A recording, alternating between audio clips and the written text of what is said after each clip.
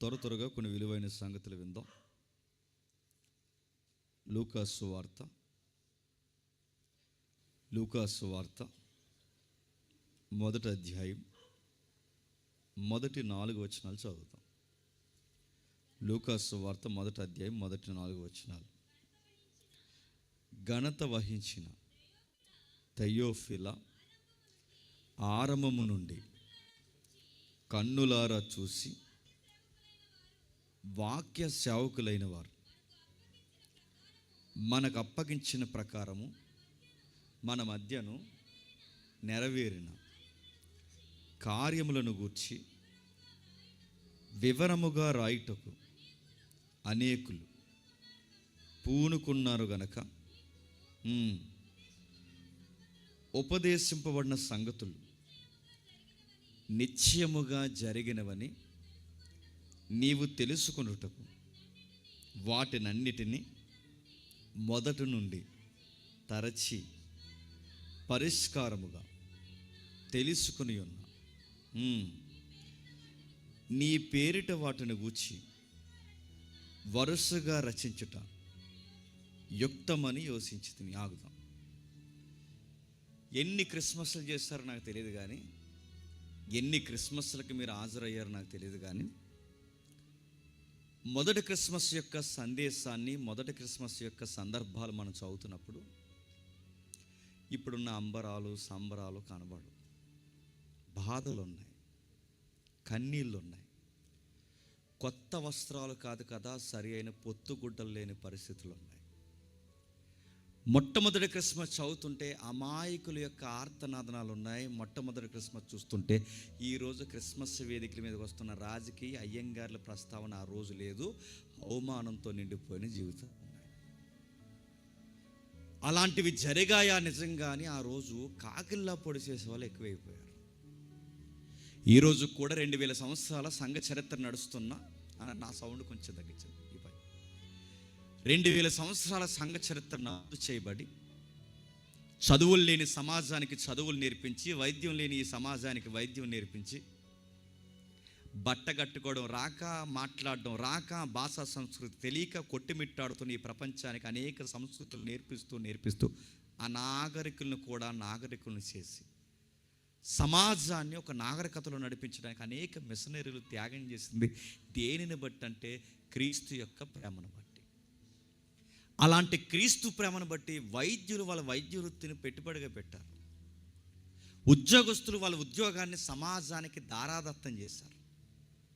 ఒకటి కాదు, రెండు కాదు. స్త్రీ వేరు, పురుషుడు వేరు. స్త్రీలు ఎప్పుడు ఇంట్లో ఉండాల్సిన వారే, స్త్రీ ఎప్పుడు ఎన్నిక లేని వారని గొడ్డ సమాజంలో అడ్డగోలు నాగరికతలు నేర్పించినప్పుడు, తన భర్త చనిపోతే సితుమంటల మీద కాల్చేయాలని విష సంస్కృతిలో మన దేశం కొట్టుమిట్టాడుతున్నప్పుడు రాత్రికి రాత్రే విలియం కేరీ భారతదేశంలో నిలబడి రాజా రామ్మోహన్ రాయ్ లాంటి వారిని స్నేహితులుగా చేసుకొని రాత్రికి రాత్రే బ్రిటిష్ సామ్రాజ్యంలో ఇదిగో ప్రతి ఒక్కరికి హక్కులు ఉన్నాయని, ప్రతి ఒక్కరు బ్రతకాలని, స్త్రీ అని పురుషులని వేరు కాదు, అందరూ సమానమని, చిన్నపిల్లలు ఆడపిల్లలు పుట్టారని మర్రి చెట్లు గట్టి చంపేయకూడదని సమాజానికి ఒక నూతన వరవడి తీసుకొచ్చిన వైను మన సంఘ చరిత్రలో ఉంది. ఇలాంటి చరిత్ర, ఇలాంటి త్యాగాలు, ఇలాంటి త్యాగపూరితమైన వ్యక్తులు దేన్ని బట్టి చేశారే ఇంత త్యాగం మీరంటే? క్రీస్తు ప్రేమను బట్టి. కానీ విడ్డూరం ఏంటి చెప్పనా? ఆ క్రీస్తుని ప్రేమను బట్టే మేము ఎంత త్యాగం చేసి సమాజం కొరకు మా ప్రాణాలు పణంగా పెట్టాము, వాటిని తునప్రాయాలుగా పెంచామని వాళ్ళ సాక్ష్యాలు, జీవిత వృత్తాంతాలు రాయబడితే తగునమ్మా అని కొంతమంది తయారయ్యి ఏమన్నారంటే అసలు యేసుప్రభువే పుట్టలేదన్నారు. తయారయ్యారు ఈ మధ్య కొంతమంది. యేసుప్రభుకి జాగ్రఫికల్ ఎవిడెన్స్ లేదట, హిస్టారికల్ ఎవిడెన్స్ లేదట, ఆయన పుట్టుకుని కూర్చున్న ఉదంతాలు లేవట. మరి ఏమున్నాయట? వీళ్ళ తాతయ్యే ఉన్నాయంట. యేసుప్రభుకి ఆధారాలు లేవట. ఇలాంటి దిక్కుమాలిన, తెరమాలిన, పనికి మాలిన, ఇలాంటి గాలివాటపు మాటలు సమాజంలో వస్తాయని తెలిసే దేవుడు ఆ రోజు మేధావులను ప్రేరేపించి వాక్యాలు రాయించాడు. విత్ ఎవిడెన్స్, సాక్ష్యాలతో సహా రాయించాడు. ఆ సాక్ష్యాలతో ముడిపడిన గ్రంథాలు అనేకమైన పుస్తకాలు ఉన్నాయి బైబిల్లో. ఆ పుస్తకాల్లో ఈరోజు మనం మాట్లాడుకుంటున్నది లూకాసు వార్త. ఏముందో లూకా సువార్త ఏం చెప్తున్నాడు? ఇదిగో రాస్తున్నారు, డిఫెన్స్లో మాట్లాడుతున్నారు. ఇదిగో gospel according to Saint Luke, అంటే కోర్టులో వాదిస్తున్నప్పుడు ఆయన ఆర్గ్యుమెంట్లో ఆయన తేలుస్తున్న మొట్టమొదటి రిఫరెన్స్ ఏంటి చెప్పిన? ఇవి జరిగాయి, ఇవి ఖచ్చితంగా జరిగాయి, ఇవి జరగలేదన్నవాడు ఎవడో లేడు, జరిగాయి. ఎలా జరిగాయి? ఇదిగో ఘనత వహించిన థెయోఫిలా అన్నాడు. ఎవరు థెయోఫిలా? ఊరికే వాడరు ఎవరికి పడితే ఆ పదాలు. క్రిస్మస్ వర్తమానం అనగానే మనం ఏమనుకున్నామంటే వచ్చాము, వెళ్ళాము, కేక్ కట్ చేసుకున్నాం, తల మొక్క తినేసి వెళ్ళిపోయాం అనుకున్నాం. అదేనా క్రిస్మస్ అంటే? క్రిస్మస్ అంటే మనం ఏమనుకుంటే బయట వాళ్ళకి పండుగలు ఉన్నాయి, మనకు కూడా పండగ లేకపోతే బాగుదని మన పెద్దోళ్ళు పండగ పెట్టారనుకున్నారు. అదే మీ పండగ అంటే?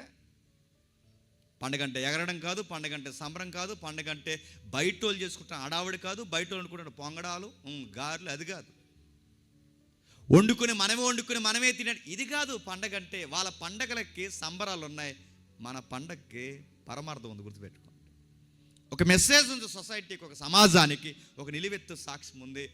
ఆ సమాజానికి ఇది ట్రూత్ రా అబ్బాయి, ఇది నిజం రా అబ్బాయి, దేవుడు దీనుడిగా ఇళ్ళలోనికి వచ్చాడు అనడానికి ఇది సాక్ష్యం రా అబ్బాయి అని క్రిస్మస్ వేదికల మీద నుంచి మన సంఘాలు నాయకులు గొంతెత్తి అరవాలి. అరుస్తున్నారా? ఏమైంది చెప్పినారు? రాను రాను వాళ్ళ పండగలాగా మన పండగ తయారైంది. నేను క్రిస్మస్ చేయొద్దు అనట్లేదు, క్రిస్మస్కి వ్యతిరేకం కాదు, క్రిస్మస్ మెసేజ్ చెప్పొద్దని అనట్లేదు. చేద్దాం, క్రిస్మస్ చేద్దాం, కానీ బ్రైట్గా మీనింగ్ఫుల్గా క్రిస్మస్ చేద్దాం. వాక్యానికి ప్రథమ స్థానం ఇద్దాం. జీడిపిక్కల లాంటి సుఖపాటలకి తక్కువ ప్లేసిద్దాం. బయట ఎగురుతున్నారు కదా చాలామంది, జీడిపిక్కలు జీడి గింజలని. మనోళ్ళు ఏమన్నారు? వాళ్ళు జీడిపిక్కలు అన్నారు. మనోళ్ళు ఏమన్నారంటే సుక్క పుట్టింది, అక్కడ ఇక్కడ సుక్క, అక్కడ పెక్క, సేమ్ బీటు, సేమ్ స్టెప్లు నడుతున్నారు. చిన్నపిల్లలు వేశారు, వెరీ గుడ్. అది పెద్దోళ్ళు వేస్తే, ఇప్పుడు వయసుకు వచ్చిన చెల్లెళ్ళు ఉన్నారు నడుతున్నారు, ఒకవేళ వేస్తే వెళ్ళిపోయి నా ముందే ఇక వయసుకు వచ్చిన ఆడపిల్లలు చెల్లెలు చాలామంది ఉన్నారు నడుతున్నాను, వేస్తే అందరూ యోసేపులు అంటలు కూర్చున్నారు. ఇక్కడ నడుతున్న వయసులో ఉన్న ఆడపిల్లలు వేసి నడుతున్నాను. ఒక మీనింగ్ఫుల్గా ఉందాం. చిన్నపిల్లలు వేసిన ఒక యాటిట్యూడ్, ఒక మీనింగ్ ఉంటుంది, చక్కగా ఉంటుంది. కానీ వయసులో ఉన్న చెల్లెళ్ళు, వయసులో ఉన్న పెద్దవారు వేస్తే సొసైటీకి మనం ఏం చూపిస్తాం?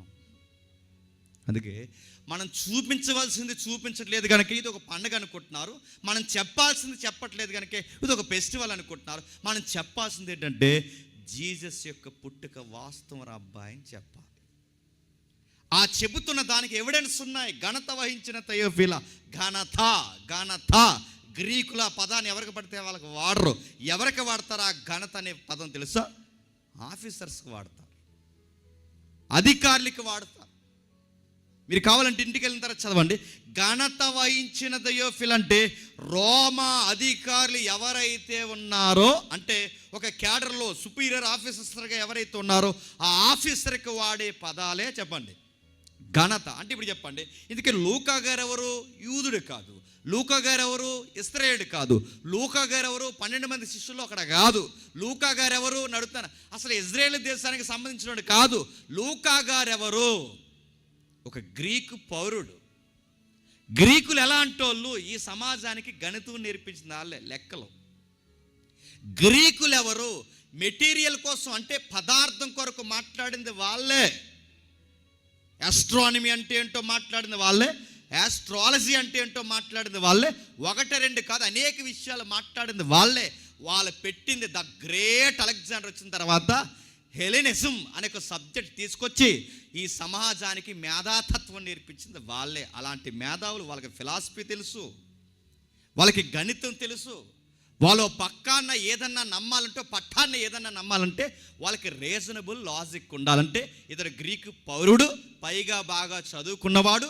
పైగా చదువుకున్నవాడే కాదు, ఆయన ప్రొఫెషన్ ఏంటో మనకు తెలుసు, డాక్టర్ గారు. ఆయన అంటే ఈ సువార్త రాస్తుంది ఖాళీగా కూర్చున్న కవి కాదు. ఈ సువార్త రాస్తుంది ఎవరో దారిన పోయే దానేగడ కాదు. ఈ సువార్త రాస్తుంది ఎవరంటే నాకు ఇలా అనిపిస్తుందండి, నాకు రాయాలనిపించిందని రాసేసినాడు కాదు. ఈ సువార్త రాస్తుంది ఎవరంటే సమాజం మీద, చదువు మీద, వైద్యం మీద, మతాల మీద, అన్నాటి మీద అవగాహన ఉండి దర్యాప్తు రాసిన గొప్ప సువార్తికుడు చెప్పండి, లూకా గారు. అందుకని అంటున్నాడు థెయోఫిలా అంటే ఎవరు? రోమన్ గవర్నమెంట్లో రోమీల ప్రభుత్వం కింద ఒక అధికారి. మీరెట్టా చెప్పగలరని మీరు నన్ను అడిగితే బైబిల్లో పదాలు ఉన్నాయి, ఒకసారి చూస్తారా? ఒక లుక్ చూద్దాం రండి ఒకసారి. అపోస్తుల కార్యములు 23వ అధ్యాయం, అపోస్తుల కార్యములు 23వ అధ్యాయం 26వ వచనం. అపోస్తుల కార్యములు 23వ అధ్యాయం 26వ వచనం. చదవండి టకటక ఎవరైనా. మహాఘనత వహించిన అధిపతి అయిన మహాఘనత వహించిన అధిపతి అయిన ఫెలిక్స్ అడుగుతున్నాను. ఫెలిక్స్ అనేవాడు ఎవరండి? రోమా ప్రభుత్వం కింద ఫెలిక్స్ అనేవాడు ఎవరు? ఇది గవర్నర్. గవర్నర్కే వాడతారు ఏమని? ఘనత అని. మరొక పదం చూడండి, అదే అపోస్తుల కార్యములు 24వ అధ్యాయం 3వ వచనం. అదే అపోస్తుల కార్యములు 24వ అధ్యాయం 3వ వచనం. మహాఘనత వహించిన, మళ్ళీ ఆయనే. అంటే వాళ్ళని ప్రస్తావిస్తున్నప్పుడు ఏమని, ఆఫీసర్స్ని, గవర్నర్స్ని ప్రస్తావిస్తున్నప్పుడు, రోమా అధికారుల్ని ప్రస్తావన తీసుకొస్తున్నప్పుడు ఏమని వాడతారంటే, ఇదిగో మహాఘనత, ఘనత. మరో పదం చూడండి, అదే అపోస్తుల కార్యములు 26వ అధ్యాయం 25వ వచనం. అదే అపోస్తుల కార్యములు 26వ అధ్యాయం 25వ వచనం. మహాఘనత వహించిన ఫేస్తు. ప్రతిసారి గవర్నర్స్ని ఏమంటున్నా చెప్పండి? మహాఘనత. ఇప్పుడు మీకు అర్థమైతే ఘనత వహించిన థెయోఫిలా అంటున్నాడంటే ఈయన ఎవరన్నమాట? థెయోఫిలా అంటే రోమా ప్రభుత్వంలో ఒక అధికారి అన్నమాట. ఆ అధికారికి సువార్త రాస్తున్నాడు ఎవరు చెప్పాలి? లూకా గారు. ఏమని? నిన్ను అడ్రస్ చేస్తూ, నీకు టు అడ్రస్ పెడుతూ, ఇదిగో ఏదైతే ఉందో ఫ్రమ్ టు ఏదైతే ఉందో నిన్ను చూపిస్తూ ఈ సొసైటీకి నేను ఒక మెసేజ్ చెప్పాలనుకుంటున్నాను. ఇవి జరిగాయి. ఎందుకంత అర్జెంటుగా రాయాల్సి వచ్చింది అంటే దాని అర్థం అప్పటికే యేసుక్రీస్తు వారిని గురించి పరిసయ్యులు, శాస్త్రులు, సద్దుకయ్యులు, ఇంకా కొంతమంది ఉన్నారు, కొన్ని మత పార్టీల నుంచి లేచిన వారు అప్పటికే యేసుక్రీస్తు వారిని గురించి చెడ్డ వార్తలు ప్రచారంలోకి తీసుకొచ్చారా లేదా? తీసుకొచ్చారు. ఏమన్నారు? ఆయనను వంచకుడు అన్నారు.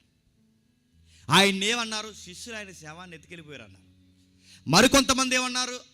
సైనికులు నిద్రపోతుండగా ఆయన నిద్రపోతుంటే శిష్యులు వచ్చి ఆయన ఎత్తుకెళ్ళిపోయారు అన్నారు. కొంత స్టోరీలు బయటకు వచ్చినాయి. ఆ స్టోరీలు ఏంటంటే యేసుప్రభు వారి గట్ట గాయాలు తగిలిసారు, స్పృహ కోల్పోయాడట, చనిపోయినట్టు యాక్టింగ్ చేసేటట, అందరు నిద్రపోయినట్టు లేచి వెళ్ళిపోయాడు. ఇలా చూసారు అవన్నీ. ఇలాంటివన్నీ చెప్పుకోవచ్చు. ఇలాంటి చెడ్డ వార్తలు ఫస్ట్ సెంచరీలోనే ఎప్పుడైతే విస్తరింపజేశారో, ఇలాంటి చెడ్డ వార్తలు మొదటి శతాబ్దంలోనే ఎప్పుడైతే విస్తరింపజేశారో, ఆయన వంచకుడు కాదు, వాస్తవానికి నిలువెత్తు సాక్ష్యమని, ఆయన అబద్ధకుడు కాదు, నిజానికి జనకుడని, ఆయన కనబడుతున్న వ్యక్తి అభూత కల్పన కాదు, అద్భుతమైన దేవుడని చెప్పడానికి లూకా గారు రికార్డ్ చేయడం స్టార్ట్ చేస్తే, ఆ రికార్డ్ చేసిన సువార్తను ఒకరు పేరు ముందు పెట్టాడు. ఆ పేరే చెప్పండి, థెయోఫిలా. ఆయన గురించి మాట్లాడుతున్నాడు. చాలామంది పెద్దమ్మలో మన కథలు చెప్తారు. గుర్తుపెట్టుకోండి, కథకి నిజానికి చాలా డిస్టెన్స్ ఉంటుంది, చాలా దూరం ఉంటుంది. కథ ఎలా ఉంటుందంటే మీకు చాలాసార్లు చెప్పాను, మనం కూడా ఇక్కడ చెప్పాను, ఒకసారి చెప్తాను జాగ్రత్తగా వినండి. కథ ఎలా ఉంటుందంటే మన పెద్దమ్మలు మన కథ చెప్తారు. కథ ఎలా ఉంటుంది? అనగనగా ఒక రాజు, ఆ రాజుకు ఒక 7 కొడుకులు, ఆ 7 చేపలు పడ్డానికి మనకి జింకలు కొట్టడానికి. రాజు కొడుకులు ఎవడైనా జింకలు కొట్టడానికో, పులులను కొట్టడానికో, సింహాలతో ఆడడానికి వెళ్ళాడంటే బాగుంటుంది. లాజిక్ లేని ఆన్సర్ ఏంటి చెప్పిన? 7 కొడుకులు చేపలు పడ్డానికి వెళ్తే లెక్కగా 7 పడ్డాయంట. ఆ 7 చేపలను పట్టుకుని ఒక చేప తెచ్చి ఎండబెడితే అందులో ఒక చేప ఎండలేదట. అది చాలా ఫీల్ అయిందట. అది ఫీల్ అయితే ఇలా అందట, ఏవే చేప నువ్వు ఎండలేదని అడిగితే ఆ చేప ఉందట, నాకు గడ్డిమో పడ్డమో వచ్చిందని చాలా ఫీల్ అయిందట. అంత ఫీల్ అయింది పక్కెళ్ళాలిగా. మీకేమర్థమవుతుంది? ఈసారి మీ పెద్దమ్మల అమ్మమ్మల కథలు చెప్తే కొంచెం మీకు మెచ్యూరిటీ వచ్చి అడగండి, ఏవే పెద్దమ్మ అనగనగానే ఒక రాజు అంటున్నావు, ఏ దేశానికి రాజే అని అడగండి. రాజుగారికి 7 కొడుకులు అంటున్నావు, నెక్స్ట్ ఆడపిల్లలు పుట్టలేదా అని అడగండి. రాజుగారి పేరేంటి అని అడగండి. అప్పుడు అంటది మీ పెద్దమ్మ, అవి కథలరా, కథలకి చెప్పండి ఆధారాలు ఉండవు. కథకి అనగనగనగా అంటారు, వాస్తవానికి పేర్లుంటాయి, ఊర్లుంటాయి, చరిత్ర ఉంటుంది. చరిత్రలో జాగ్రఫీ ఉంటుంది. అందుకే రాస్తున్నాడు చూడండి, తెయోఫీలా నిజంగా ఉన్నాడు చరిత్రలో, లూకా నిజంగా ఉన్నాడు చరిత్రలో, రోమ ప్రభుత్వం నిజంగా ఉంది చరిత్రలో, ఈ పరిపాలన నిజంగా జరిగింది. ఇది జరిగిందన్న గుర్తు ఏంటంటే, లూకా గారి సువార్త రాసే సమయానికి, క్షమించండి, లూకా గారి సువార్త రాస్తున్నప్పుడు ఆయనకు వచ్చిన ఆలోచనలు, జరిగిన చరిత్ర ఏంటంటే, ఇది ప్రభుత్వం యొక్క కనుసన్నల్లోనే ఆయన జననం జరిగిందని రాయడం మొదలు పెట్టాడు. ఇది వాస్తవం, ఇది ఎవడో కాదనలేడు. అందుకే రాస్తున్నాడు, వాక్య సేవకులైన వారు మనకు అప్పగించిన ప్రకారము మన మధ్య నెరవేరిన కార్యములు గూర్చి వివరముగా రాయటకు అనేకులు పూనుకున్నారు. ఎందుకంటే అప్పటికే సువార్త మార్చేస్తున్నారు చాలామంది. యేసు ప్రభువుని ఎవడికి నచ్చినట్టు వాడు ప్రకటిస్తున్నాడు, ఎవడికి తోసినట్టు వాడు ప్రకటిస్తున్నాడు, ఒకడు కాదంటున్నాడు, ఒకడు అవునంటున్నాడు. అందుకే ఇంక భవిష్యత్ తరాలకు సువార్త మారిపోకూడదని మత్తయి లాంటి వారు, యోహాన్ లాంటి వారు, సువార్తికులు సువార్తలు రాయడం మొదలు పెడితే, ఆ సువార్తలు నిజమా కాదని ఇలా లూకా, మార్కు లాంటి వారు స్టడీ చేసి ఇవి నిజమే అని చెప్పి మేము కూడా రాస్తున్నాం, ఇవి నిజాలే, మా దర్యాప్తులో మా డిస్కవరీలో నిజాలని తేలే, మేము కూడా రాస్తున్నామని చెప్పి సువార్తలు రాస్తే, ఆ సువార్తలు ఒక సువార్త లోకా సువార్త అయింది. అలా రాశారు లోకా సువార్త. అంతేగాని గొట్టు దగ్గర కూర్చుని కవులు కొంతమంది పాటలు రాస్తారు, గోదావరి గొట్టుల దగ్గర కూర్చుని ఏం పాట రాశారంటే ప్రాక్టికల్ పాట రాయలేదు. ఏ పాట రాశారంటే గోదావరి గట్టు మీద చెట్టు కొమ్మను ఒక పెట్ట మనసులో ఏముంది, ఇదికో టెన్షను. ఏంటా చెట్టేటి, పెట్టేటంటే పెట్టంటే పెట్ట కాదు, అదో రకం పెట్టది అంటే ఇది పెట్టది. నా మాట అర్థం. ఇలా రాసింది కాదు సువార్త, ఊహించి రాసింది కాదు, పొయిటిక్గా రాసింది కాదు, ఇది పద్యభాగం కాదు. నేను అడుగుతున్నాను, ఊహించిన మైథాలజీ బుక్ కాదు, ఇది వాస్తవం. ఎందుకు నేను చెప్తున్నానంటే, ఇది యవనస్తుల సదస్సు కాదు, గుర్తుపెట్టుకోండి. మీ స్టూడెంట్స్ కానీ, మీ ఎంప్లాయీస్ కానీ, ఈ జెడ్ జనరేషన్లో, మళ్ళీ చెప్తాను, ఈ జెడ్ జనరేషన్లో లాజికల్ ఆన్సర్స్ కావాలి. వాళ్ళకి మీరు గాస్పల్ చెప్పాలి అంటే, మీ హిస్టరీ ఏంటో, మన గతం ఏంటో, మన క్రైస్తవ లెగసీ ఏంటో నీకు తెలియాలి. తెలుస్తున్నాయా? నేను అడుగుతున్నాను, ఏం తెలుస్తున్నాయి? సీరియస్ చెప్పారట, మీ పండక్కి మేము వస్తాం, చెప్పండి. మా పండక్కి మేము రండి, మేము కేక్ ఎడతాం, చెప్పండి. డ్రైనేజీలో పోతారు అందరూ, ఏమనుకుంటున్నారు? వాళ్ళ పండక్కి వెళ్ళినా నీకంటూ ఒక ప్రజెంటేషన్ ఉండాలి. ఇది చెప్తున్నాడు లూకా గారు. ఏం చెబుతున్నారు? ఆయన చెప్తున్నాడు చూడండి. ఆయన రాస్తూ ఒక విచిత్రమైన సన్నివేశం రాశారు. మరో కామెంట్ ఉంది లూకా సువార్త మీద. ఆ కామెంటరీ ఏంటంటే, పౌలు గారిని అప్పటికే కైసరియలో అరెస్ట్ చేశారు. తెలుసు కదా, పౌలు గారిని అరెస్ట్ చేస్తారుగా. ఆ పౌలు గారిని అరెస్ట్ చేసినప్పుడు ఇంకా అనుమానాలు ఎక్కువైపోయాయట. యేసుక్రీస్తు వారిని అప్పటికే వంచకుడు అంటున్నారు, యేసుక్రీస్తు వారిని అప్పటికే అబద్ధికుడు అంటున్నారు. యేసుక్రీస్తు వారు పుట్టలేదు, ఒకవేళ పుట్టినా చనిపోలేదు, చనిపోకుండా ఎక్కడికో పారిపోయాడంటే, ఎక్కడికి పారిపోయాడంటే అప్పటికే కథలు వచ్చి, ఆ కథలో కథ అరువు తెచ్చుకున్నారు మన ఇండియాకి. అరువు కథ ఏంటంటే, మన ఇండియా వచ్చేసి కాశ్మీర్లో ఉన్నాడట. ఎలా వచ్చాడు కాశ్మీర్ అక్కడి నుంచి అని అడిగితే, ఆ కాశ్మీర్ ఎలా వచ్చాడట, ఎద్దుల బండి ఎక్కువ వచ్చాడట. ఎక్కడికి? ఇండియా. తమిళ బ్రాహ్మణులను కలిశాడట, అక్కడ ఆయన సమాధి ఉందట, ఆయనకి పెళ్ళి అయిందట, ఆడపిల్ల కూడా పుట్టిందట. ఎవరికి? యేసు ప్రభు. నేను అడుగుతున్నాను, లాజిక్ అడుగుతాను, చెప్పండి. కాశ్మీర్ ఎలా వచ్చేసాడంటే ఎద్దు అడుగుతున్నాడు.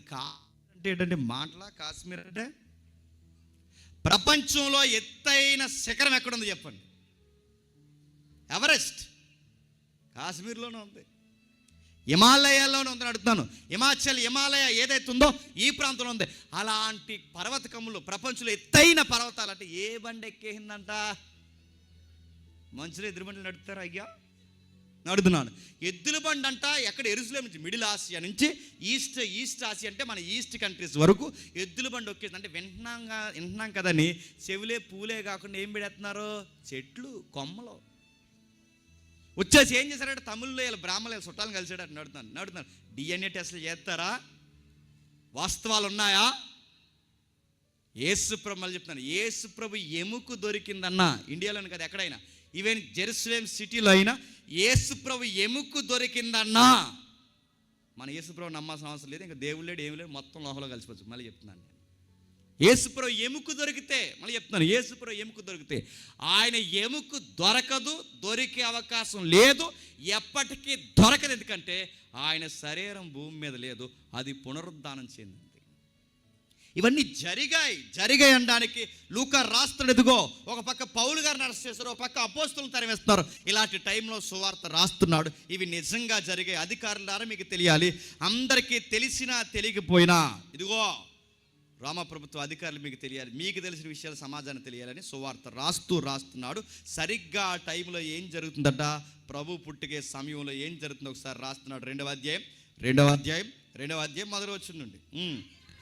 ఆ దినములలో సర్వలోకానికి ప్రజా సంఖ్య రాయవలనని కైసర్ ఔగుస్తు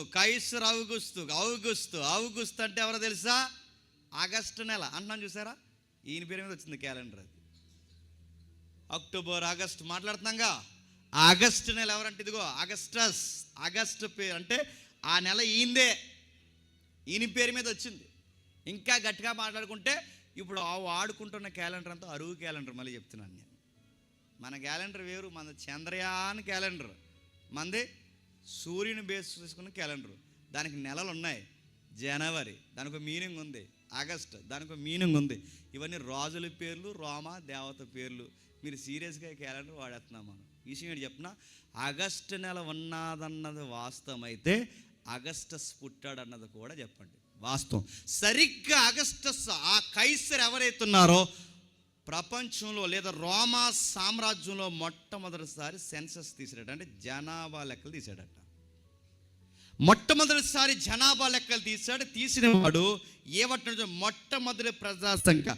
ఇది కురేనియా సిరియా దేశమునకు అధిపతి ఉన్నప్పుడు జరిగిన మొదటి ప్రజా సంఖ్య. ఎందుకు జనాభా లెక్కలు తీశారు చెప్పండి? మిమ్మల్ని అడుగుతున్నాను చెప్పండి. జనాభా లెక్కలు మొట్టమొదటిసారిగా రోమా ప్రభుత్వం ఎందుకు తీసింది? ఇల్లు లేని వారికి ఇల్లు ఇవ్వడానికి, వాకులు లేని వారికి వాకులు ఇవ్వడానికి, అన్నం లేని వారికి అన్నం పెట్టడానికి కాదు. జనాభా ఎంత పెరిగారో దాన్ని బట్టి ఇంకా కొత్త లేఅవుట్లు వేద్దాం, ప్రభుత్వం కొత్త రాయితీలు ప్రకటిద్దామని కాదు. ఎందుకు వాళ్ళు జనాభా లెక్కలు సెన్సస్ ఎందుకు తీశారంటే ట్యాక్స్ వసూలు చేయడానికి. ట్యాక్స్ మీన్స్ వడ్డీ వసూలు చేయడానికి తీశారంటే జనాలు ఎంతమంది ఉన్నారో తెలిస్తే వడ్డీ అంత రావాలి. వడ్డీకి తగ్గ జనము, జనానికి తగ్గ వడ్డీ. అంటే ఇలా ఎంత కనికరం లేనివారంటే ఆ వడ్డీ కోసం వడ్డీ వసూలు చేయడానికంట నిండు గర్భిణీలు కూడా జనాభా లెక్కల్లో రాయించుకోవడానికి రమ్మన్నారంట. ఇప్పుడు జనాభా లెక్కలు జరిగితే ఎలా ఉంటాయంటే, గుర్తుపెట్టుకోండి, ఇప్పుడు జనాభా లెక్కలు జరిగితే ఎలా ఉంటాయంటే అధికారుల దగ్గరికి మనం వెళ్ళం.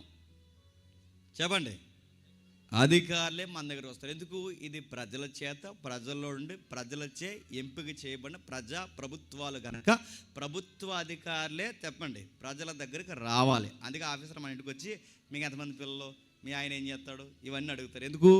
అధికారులు మన ఇంటికి రావాలి. కానీ మొదటి శతాబ్దంలో అది ప్రజా పరిపాలన కాదు కనుక, రాజుల పరిపాలన కనుక ప్రజలే చెప్పండి ప్రభుత్వం దగ్గరికి వెళ్ళాలి.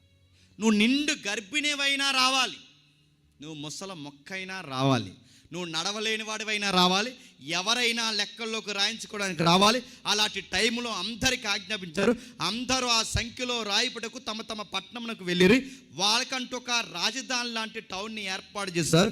యోసేపు దావీదు వంశంలో గోత్రంలో పుట్టినవాడు గనక తనకు భారీగా ప్రదానం చేయబడిన గర్భవతి ఉండిన మరీతో కూడా సంఖ్యలో రాయిపటకు గలయలోని నజరేతుల నుండి యూదయలోని బెత్లెహేము అనబడిన దావీదు ఊరికి వెళ్ళాను. వారు అక్కడ ఉన్నప్పుడు ఆమె ప్రసవ దినములు నిండెను కనుక తన తొలుసూలు కుమారుని కని పొత్తుగుడ్డలతో చుట్టి సత్రములో వారికి స్థలము లేనందున ఆయనను పశువుల తొట్టులో పొరుండబెట్టిన. ఇప్పుడు ప్రశ్న అడుగుతుందని చెప్పండి, ఒక నిండు గర్భిణిని తీసుకొస్తుంది. ఎక్కడ తీసుకొస్తున్నాడు చెప్పండి? జనాభా లెక్కలో రాయించడానికి. జనాభా లెక్కలు ఎందుకు? గర్భిణీలందరికీ గవర్నమెంట్ ఏది ఎత్తుని చూస్తారా ప్యాకెట్, అది ఇవ్వడానికి కాదు. మరి దేనికి తీసుకొస్తున్నారు? వడ్డీలు వసూలు చేయడానికి. జాలి లేకుండా, దయ లేకుండా నెలలు నిండిపోయిన అమ్మాయిని గాడిని ఎక్కించి నడిపిస్తుంటే మీరు ఊహించండి మరి అమ్మాయి ఎంత బాధపడి ఉంటుంది. నేను ప్రశ్న అడుగుతాను చెప్పండి, మొదట క్రిస్మస్లో మరి అమ్మకి ఆనందం ఉందా? ఆందోళన ఉంది. క్రిస్మస్కి మూలమైన తల్లికి సంతోషం ఉందా? సంబరం ఉందా? ఏముంది చెప్పండి? సరి అయిన స్థలం లేదు. ఏమైంది? ఆ తల్లికి తీసుకెళ్లారట. వారు అక్కడ ఉన్నప్పుడు ఆమె ప్రసూతలు నిండాయి కాదు, నిండాల్సిన అవసరం వచ్చింది. ఎందుకంటే ఆ టైంలో అక్కడ జనాభా లెక్కలు జరగాలి, అదే టైంకి ఈమె రావాలి. ఈమె వచ్చే సమయానికి దేవుడు రాయించిన మేకా గ్రంథం యొక్క ప్రవచనం నెరవేరాయి. ఇది దేవుని చరిత్ర, గుర్తుపెట్టుకోండి. దేవుడు ఒక మాట అంటాడు, మీకు అర్థమైపోయినా అర్థమైనట్టే చూడండి. దేవుడు ఒక మాట అంటాడు ఏమంటే, కాలము సంపూర్ణమైనప్పుడు దేవుడు తన కుమారుడిని భూమి మీదకి పంపడం. కాలం సంపూర్ణం అవడం అంటే ఏంటి? టైం 12 అయిందని కాదు.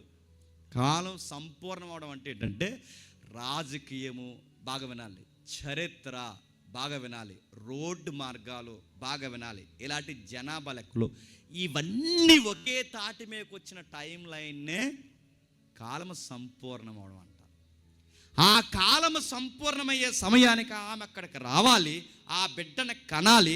ఆ బిడ్డను కనిన ఆ జనాభా లెక్కల నమోదాలు వారు అక్కడ ఉన్నప్పుడే ఆ బిడ్డని కనేది. ఎందుకంటే క్రీస్తు బెత్లెహేము నుండే రావాలి. బెత్లెహేము నుండి ఎందుకు రావాలంటే, ఆ బెత్లెహేం సిటీ ఎవరిది? కింగ్ డేవిడ్ది. డేవిడ్ సింహాసనం మీద, దావీదు సింహాసనం మీద ఈయన కూర్చుంటాడు కనుక దావీదు కుమారుడు అనబడాలి అంటే ఏ ఏరియాలో పుట్టాలి? అది దేవుని ప్రణాళిక. అన్నట్టుగానే వచ్చాడు, పుట్టాడు. అక్కడ రాస్తున్నారు చూడండి, వారు అక్కడ ఉన్నప్పుడు సత్రంలో వారికి చెప్పండి స్థలము లేక. సత్రం అంటే ఏంటి? సత్రంలో వాళ్ళకి స్థలం లేక అంటే దాని అర్థం ఏంటంటే, సత్రాలు అనగానే 4 ఆకులు తీసిన పందిరి అనుకోకండి. సత్రం అనగానే మనకి ఇమేజ్ వస్తుంది. ఇక్కడ మనం చిన్నప్పటి నుంచి చూసి అయ్యే సత్రాలు అనుకుంటున్నాం. సత్రం అంటే ఏంటంటే, మీరు హిస్టరీ చదవండి ఇంటికి వెళ్ళిన తర్వాత. సత్రం అంటే ఏంటంటే, పలానా ఏరియాలో జనాభా లెక్కలు జరుగుతున్నాయి అన్నప్పుడు గవర్నమెంట్ కొన్ని ఏరియాలు బాగా వినండి, ఈ కొన్ని రూమ్స్ కింద కొన్ని కేటాయిస్తుంది అనమాట. ఆ రూమ్స్ని ఆ ఏరియాలో ఉన్న డబ్బు ఉన్న వారు ఎవరైతే ఉన్నారో వాళ్ళ చుట్టాలందరికీ, ఇప్పుడు చుట్టాలు ఎవరు ఉన్నారనుకోండి, ఇప్పుడు ఈ ఊరికి మేము జనాభా లెక్కలు రాయించుకొని వచ్చామనుకోండి, ఇక్కడ మా చుట్టాలు ఉన్నారనుకోండి, ఈ రూమ్స్లో మాకు ప్లేస్ ఇస్తారు, గెస్ట్ రూమ్. చాలా మందికి రూమ్స్ దొరికాయి. ఎవరికి దొరికాయి? నోరున్న వాళ్ళకి దొరికింది, డబ్బున్న వాళ్ళకి దొరికింది, ఇంకా చెప్పండి పేరున్న వాళ్ళకి దొరికింది, చుట్టాల యొక్క అనుభవం ఉన్న వారికి దొరికింది, అందరితో పరిచయం ఉన్న వారు దొరికింది. అందరికీ రూములు దొరికాయి, కానీ యోసేపు మరియలకు రూము దొరకలేదట. వాళ్ళ మోతుబరులు కాదు చెప్పండి, వాళ్ళ డబ్బు ఉన్న వాళ్ళు కాదు చెప్పండి, వాళ్ళు కొత్త బట్టలు వేసుకునే వాళ్ళు కాదు చెప్పండి, వాళ్ళకి రాజకీయాలతో సంబంధం లేదు ఇంకా చెప్పండి. ఒక్క మాటలో చెప్పాలంటే, కడు పేదరికంలో పుట్టినవారు, ఎవరితోనే వాళ్ళకి పరిచయం లేవు కనుకే వాళ్ళ ముఖం చూసి ఎవరు డోర్ కూడా చెప్పండి ఓపెన్ చేయలేదు. మొదటి క్రిస్మస్లో సత్రంలో స్థలం లేదు. ఈరోజు పాంప్లెట్ మీద పేరు లేనందుకు ఎడుతున్నాం. మొదటి క్రిస్మస్లో మీరు గుర్తుపెట్టుకోండి, వాళ్ళకి స్థలమే దొరకలేదు. ఇప్పుడు వేదికల మీద పిలిచి కేక్ కట్ చేసే సమయానికి మొక్కీడికి పెట్టబోయి పాస్టర్ గారు ఈడికి కానీ పెట్టారంటే ఇంకా ఆ కేక్ సంత చూస్తారు తర్వాత. ఇంకెందుకంటే ఇంకా అంటారు వెనకాల నుంచి ఏమని, అడిగట్టండి అని అంటారు. మళ్ళీ అర్థమవుతున్నా? కేకు కోసం ఏడుస్తాం, పాట కోసం ఏడుస్తాం, ఫైట్ కోసం ఏడుస్తాం, మాటల కోసం ఏడుస్తాం, పిలుపుల కోసం ఏడుస్తాం, ఫోటోల కోసం ఏడుస్తాం. మొదటి శతాబ్దంలో ఈ క్రిస్మస్ దేవుడికి ఏం లేదో తెలుసా? స్థలమే లేదు. మీరు ఉంటే అనుకోవచ్చు, మేము లేం కానండి, మా బెడ్రూమ్ ఇచ్చేది మేము లేం కానండి, మేము బయటకు వచ్చి ఆయన లోపల. అంత లేదు. ఆ రోజు వాళ్ళ స్థలం ఇవ్వలేదన్నది ఎంత వాస్తవమో, ఈరోజు క్రిస్మస్ హడావుల్లో క్రీస్తుకు స్థలం ఉందా?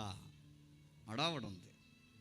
ఈరోజు క్రిస్మస్ వేదికల మీద రాజకీయ నాయకులకి స్థలం ఉంది.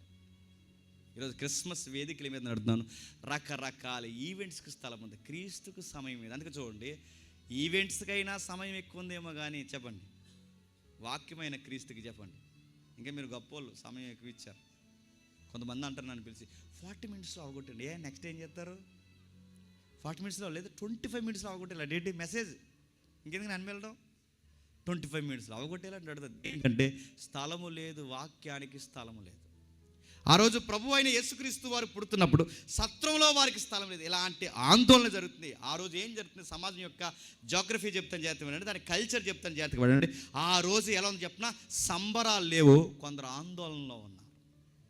జనాభా లెక్కలంటే ఊరికే జరిగితే స్థలాలు దొరకేడుస్తున్నారు. కొందరు ఆందోళనలు ఉన్నారు, కొందరు ఆనందంలో ఉన్నారు, కొందరేమో ఆశలు అడియాశలు అయిపోయి ఉన్నారు, కొంతమంది ఆశలు పెట్టుకుని బతుకుతున్నారు, కొందరేమో ఆశయాలతో బతుకుతుంటే కొంతమందికి ఆశలు ఆవిరైపోయి బతుకుతున్నారు, కొంతమంది ప్రియులతో సంతోషంగా ఉన్నారు, కొంతమంది ప్రియులను పోగొట్టుకుని దుఃఖంలో ఉన్నారు.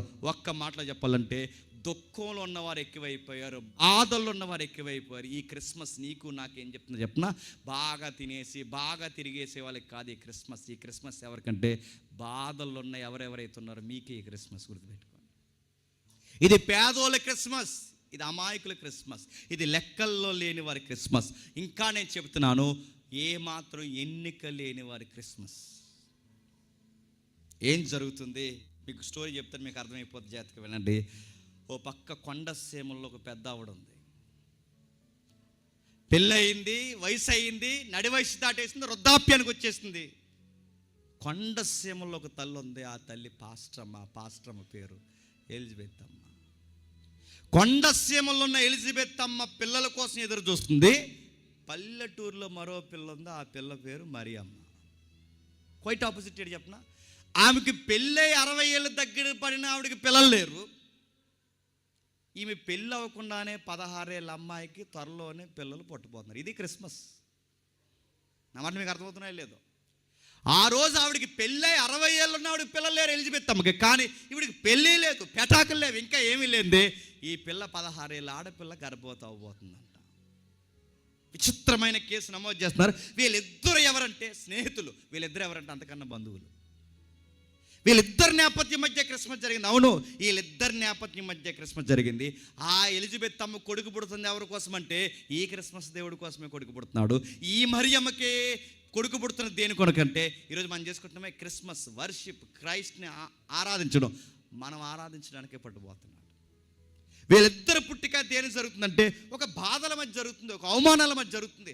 ఈరోజు మనకి క్రిస్మస్ వర్తమానంగా అనగానే జ్ఞానులు గుర్తొస్తారు, తారలు గుర్తొస్తాయి, అర్పణలు గుర్తొస్తాయి, బంగారం గుర్తొస్తుంది, సాంబ్రాన్ని గుర్తొస్తుంది, బోలం గుర్తొస్తాయి. కానీ మనకు గుర్తురాందేడు చెప్పిన బాధలు గుర్తురావు.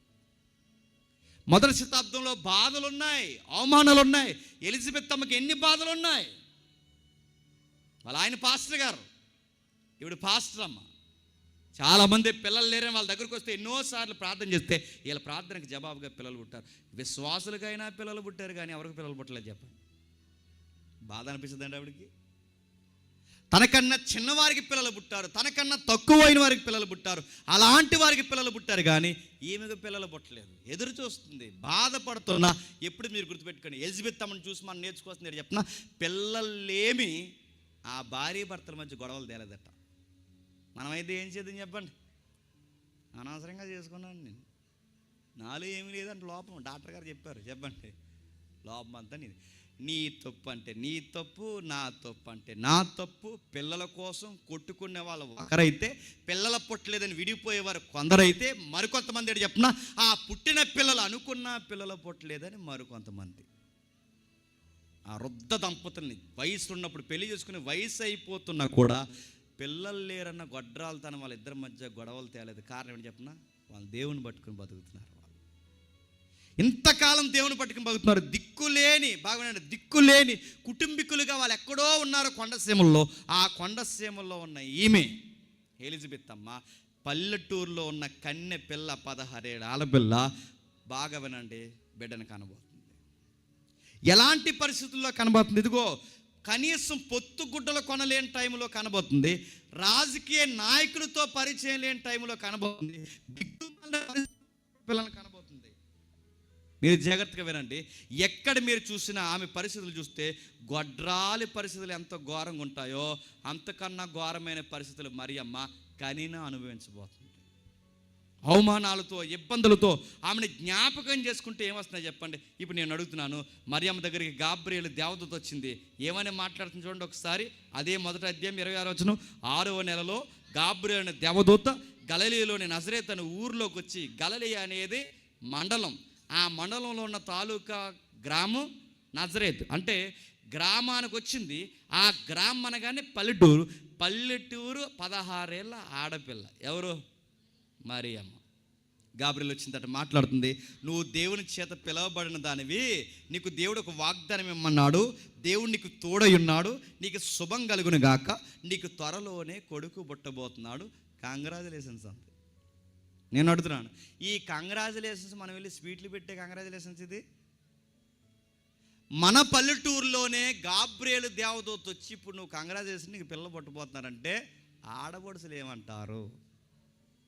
ఇంట్లో ఏమంటారు, తమ్ముళ్ళు ఏమంటారు, బావలు ఏమంటారు, పరిచయాలు ఉన్న వాళ్ళు ఏమంటారు, చుట్టాలు ఏమంటారు, అన్నిటికన్నా ముందు సంఘస్థులు ఏమంటారు. నేను ప్రెగ్నెంట్ని, ఇంకా నాకు పెళ్లి కాకపోయినా నాకు గాబ్రియల్ దేవత పుట్టిందంటే ఏమంటారు, నోర్మి చేయాల్సిన దిక్కుమాల పనులన్నీ చేసి మళ్ళీ గాబ్రియల్ కనబడతారు, తండ్రి పడతాం ఏమనుకుంటున్నాను అంటారా అనరా? చేయాల్సిన చీకటి పనులన్నీ చేసి మళ్ళీ నాకు దూత కనబడింది, అది కనబడింది, దూత వల్ల నాకు గర్భం వస్తుంది అంటావా? అంటారా అనరా? మరియమ్మకి ఎన్ని సవాలో తెలిసి నీకు శుభం ఇది. ఈ శుభం అంతట్లో నీకు అర్థం కావాల్సింది ఏంటంటే, భయపడకు, దేవుడు నీతో కలగజేసుకోకపోతున్నాడు, నీకు విషయం చెప్పాలి అంటూ 32వ వచనంలో, ఆయన గొప్పవాడే సర్వోన్నతుని కుమారుడు అనబడును, ప్రభు అయిన దేవుడు ఆయనకి తండ్రి అయిన దావీదు సింహాసనం మీద ఆయనకి ఇచ్చును, ఆయన యాకోబు వంశస్థులను యుగయుగాలు ఏలును, ఆయన రాజ్యభారం అంతము లేనిదయుండునని ఆమెతో చెప్పును. వెంటనే నేను అడుగుతున్నాను బాగా వినండి. దేవుడే ఆయనకి తండ్రి అయి ఉంటాడు, ఆ తండ్రి అయిన దేవుడు దావీదు సింహాసనం మీద ఆయన కూర్చోబెడతాడు, దావీదు కూడా ఆయనకి తండ్రి అవుతాడు. అటు సర్వోన్నతుడైన దేవుడు ఈయనకి తండ్రి, ఈ భూమి మీద ఉన్న దావీదు కూడా ఈయనకి తండ్రి, ఇద్దరు ఈయనకి తండ్రిగానే ఉంటారు. ఈ తండ్రి సింహాసనం మీద కూర్చుని యుగయుగాలు పరిపాలిస్తాడంటే మరియమ్మ వెంటనే ఏమన్నా చెప్పండి, 16 ఏళ్ళ ఆడపిల్ల అంటే ఏంటి అనాలి వద్దా? దేవుడు ఆయనకి ఈయనకి తండ్రి కుమారుల తత్వం ఏంటి? దావీదు ఎప్పుడో వెళ్ళిపోయాడు, దావీదు సింహాసనం పోయింది, బంగారు దేవాలను నడుచుకుపోయారు, అసలు సొలొమోను మందిరమే పడిపోయింది మా కాలానికి. ఇప్పుడు దావీదు సింహాసనం ఏంటి, ఆ సింహాసనం మీద ఈయన కూర్చోడం ఏంటి? నా గర్భాన్ని పుట్టినవాడు దావీదు సింహాసనానికి ఎలా ఎక్కుతాడు? ఎక్కితే ఎక్కాడు, ఎక్కునోడు ఇంకా మరణించకుండా యుగయుగాలు ఎలా పరిపాలిస్తాడు? ఈ సబ్జెక్ట్ ఏంటి, ఈ థియలాజికల్ సబ్జెక్ట్ నాకు అర్థం కావట్లేదని ఈ 16 ఏళ్ళ ఆడపిల్ల అడిగిందా అంటే దాని అర్థం ఏంటి చెప్పనా? ఆ పిల్లకి ఆ పాత నిబంధన మీద పట్టు ఉంది. ఆ పల్లెటూరు ఆడపిల్ల మరియమ్మకి పాత నిబంధనలో దావీదంటే ఏంటో తెలుసట, దావీదికి కుమారుడు ఎలా అవుతాడో తెలుసట, ఆ సింహాసనం ఎలా పరిపాలించబోతున్నాడో తెలుసట, ఆ సింహాసనం యుగయుగాల పాలన ఎలా ఉండబోతుందో తెలుసట, అది అంతం లేనిదిగా ఎలా ఉంటుందో తెలుసట. అంటే ఆమెకి ఈ రోజుకి థియలాజికల్గా మాట్లాడుకున్న బైబుల్ పండితులకు కూడా తెలియని సంగతులు 16 ఏళ్ళ ఆడపిల్లకి తెలిసిపోయి అంట. మరియమ్మకి ఇంత సబ్జెక్ట్ తెలిసింది. మరి మరియమ్మకి ఇంకా ఏం తెలుసు అంటే, మరియమ్మకి దైవికమైన వాక్యం అంతా తెలుసు. యంగ్స్టర్స్ జాగ్రత్తగా వినండి.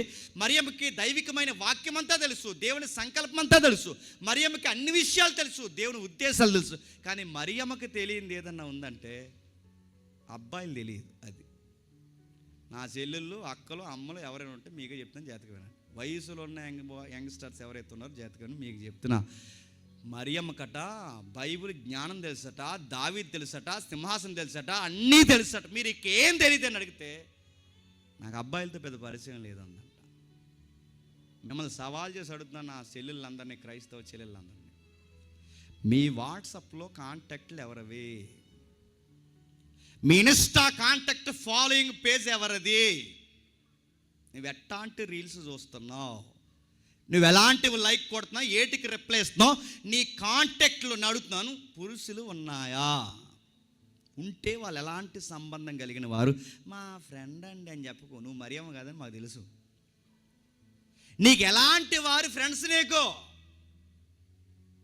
ఎవడే వీడు, వీడితో తిరుగుతున్నావు, ఇలాంటి వాడితో తిరిగితే రేపు పొద్దున్న నీకు పెళ్ళి అయ్యే సమయానికి ఏదో ఒక లేనిపోయిన తంట తెచ్చి పెడితే రేపు పొద్దున్న నీకు పెళ్ళి అవుతుందా? మీ నాన్న పరువు ఏమైపోవాలి, తిరక్కాను అన్నందుకు ఒక పిల్ల అందట, నేను తిరుగుతాను, నా ఇష్టం, నా లైఫ్, ఎక్కువ మాట్లాడి కేసు ఎడతా అన్నదంట వాళ్ళ అమ్మ మీద. ఎంత చక్కటి తల్లో. మరో తల్లందట, తిరక్కే ఆ అబ్బాయిలు బండెక్కి దిగుతున్నా, రేపు పొద్దున్న ఏమన్నైతే ఏమవుతుంది, నీతోనే పోతుందా, మా జీవితాలు కూడా రోడ్డు ఎక్కుతాయంటే అలా అత్తమాల వాళ్ళ అమ్మ అడుగుతుందని చెప్పి మెడక సున్ని ఏంచి బాయ్ ఫ్రెండ్ ఈవిడ కలిసి చంపేశాడు. ఎవరిని? వాళ్ళ అమ్మని. ఎంత గొప్ప జనరేషన్ ఇది.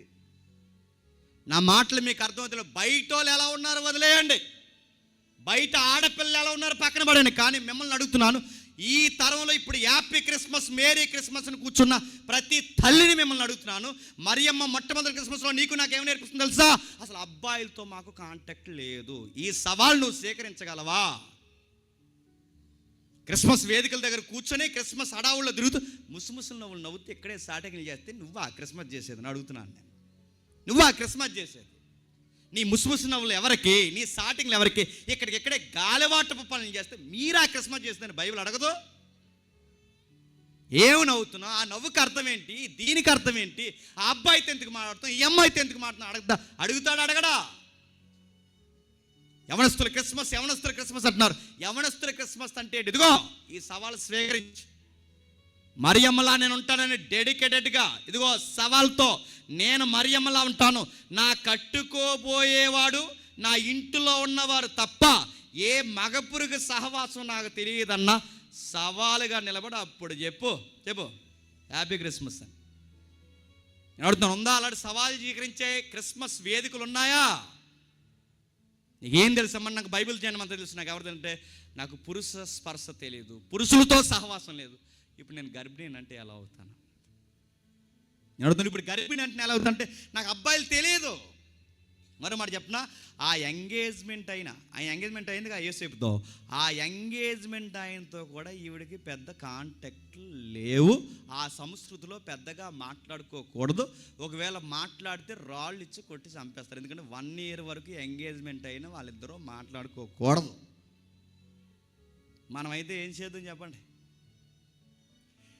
ఈడికి ఆ పిల్లని చేద్దామని అనుకున్నారంట, అంతే అనుకున్నారంట. ఇంకా ఎంగేజ్మెంట్ లేదు, పాడలేదు, అనుకున్నారట. అనుకున్నందుకు ఇక్కడ అన్నాడంట, నేను ఎలా వస్తాను, నువ్వు అలా వచ్చే అన్నాడట.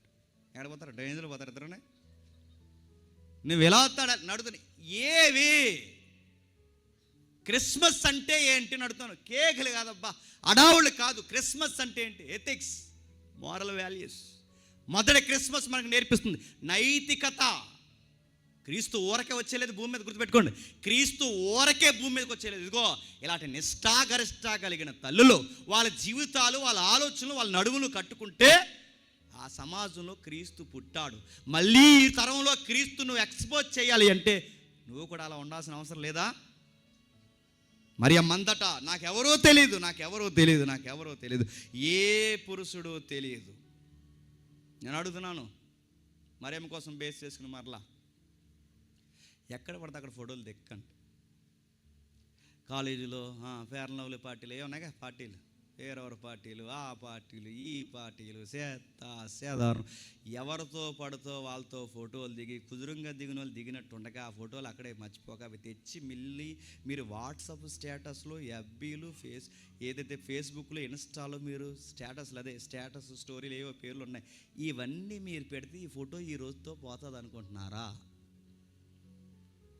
మేము కట్టిన కేసు ఒకటి చెప్తాను, జాతకం చాలా దిగిన చెప్పాను, మీకు కూడా చెప్తున్నాను.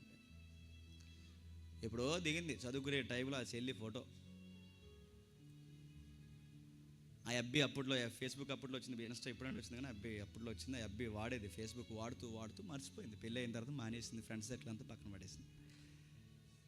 సోషల్ మీడియాకి లేదా ఈ ఎలక్ట్రికల్ మీడియాకి ఉండే గుణం ఏంటంటే మనకు ఎవరు దగ్గర ఉంటారో మన కాంటాక్ట్లు అన్నీ నోటిఫికేషన్ వాళ్ళకి జీవితుంటాయి, వస్తుంటాయి. ఎప్పుడైనా మీరు చూసారు లేదు? మీరు పాతవి కూడా వాళ్ళకి వస్తుంటాయి, ఇది మీ తాలూకే అని.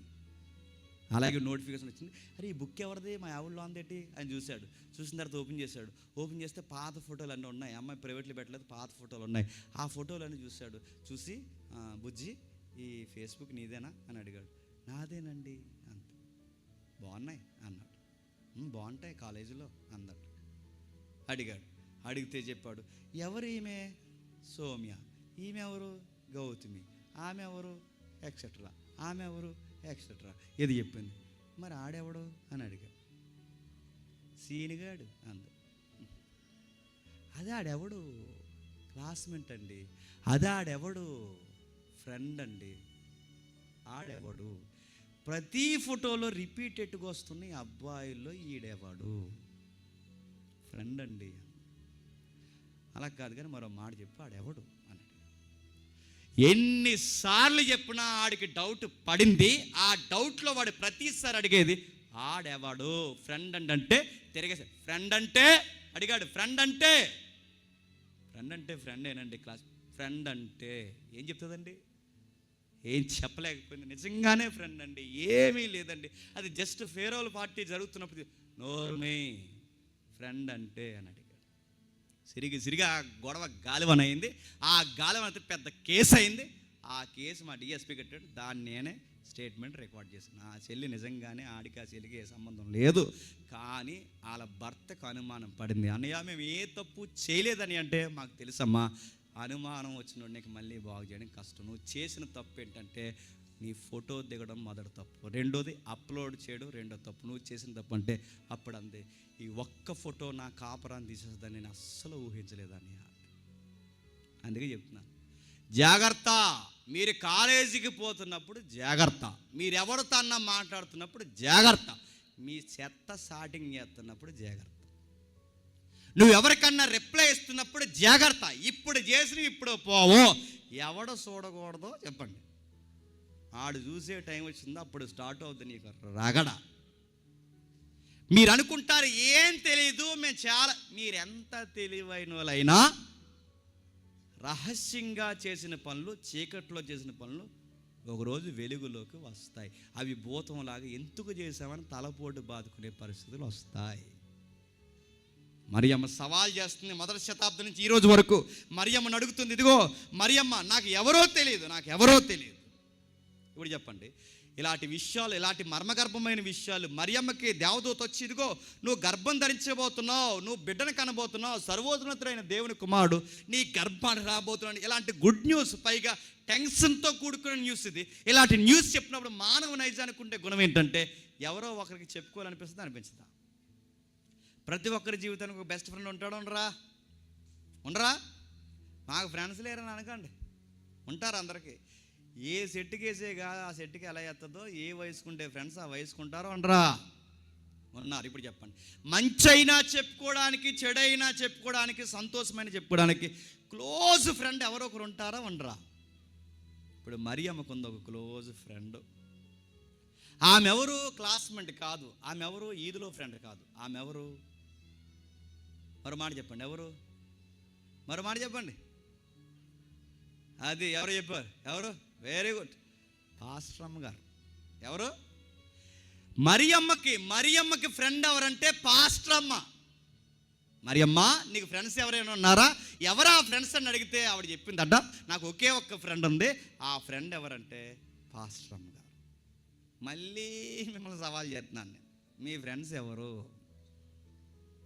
నువ్వు గాలి, అదో సుడిగాలి, ఈ రెండు కలిస్తే ఈరుగాలి. మనకి నీ ఫ్రెండ్ ఎవరో? సీరియల్ చూసేవాళ్ళు నీ ఫ్రెండ్సా? సినిమాలకు పోయేవాళ్ళు నీ ఫ్రెండ్సా?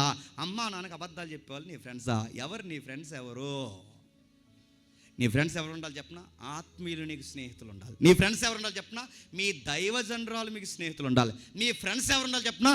మీ దైవ సమాజంలో ఉన్నవారు మీకు స్నేహితులు ఉండాలి. మీ స్నేహితులు ఎవరు? మరియమ్మ ఎవరితో పడతాతో స్నేహం చేయలేదట, ఒకే ఒక్క ఫ్రెండ్ ఉందట.